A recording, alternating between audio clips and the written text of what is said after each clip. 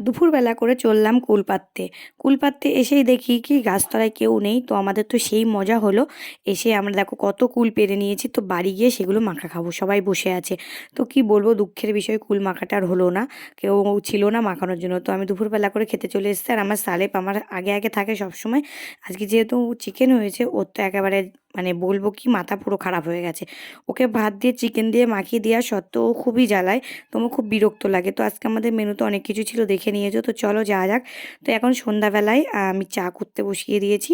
আর চা না খেলে না আমার মাথা প্রচণ্ড যন্ত্রণা করে। আর আমার মা আজকে পায়েস করেছিল। তো সেই জন্য এখন লুচি ভাজছে।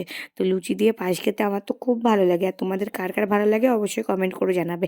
তো মা দেখো অনেকগুলো বেলেছে। তো আমি ভাবলাম আমি ভাজি দেখি, ট্রাই করে ভাজতে পারি কি না। আমার হাতে লুচি ফুলে কিনা। তো সেই জন্য আমি তেল দিয়ে বসিয়ে দিয়েছি কড়াইয়ে। এই দেখো লুচি কি সুন্দর ফুলছে, দেখেছো? আমি শিখে গেছি লুচি ভাজা। তো লুচিটা ভেজে নিয়ে চলে যাব, তারপরে পায়েস দিয়ে খাবো। পায়েস দিয়ে লুচি খেতে আমার কিন্তু সে লাগে।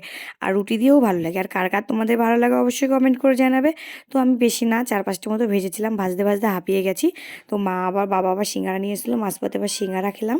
কারণ আর কি করবো। তো চলো বন্ধুরা, ভিডিওটা আমি এখানে শেষ করছি আপাতত। টাটা, দেখা হচ্ছে নেক্সট কোনো মিনি ব্লগ।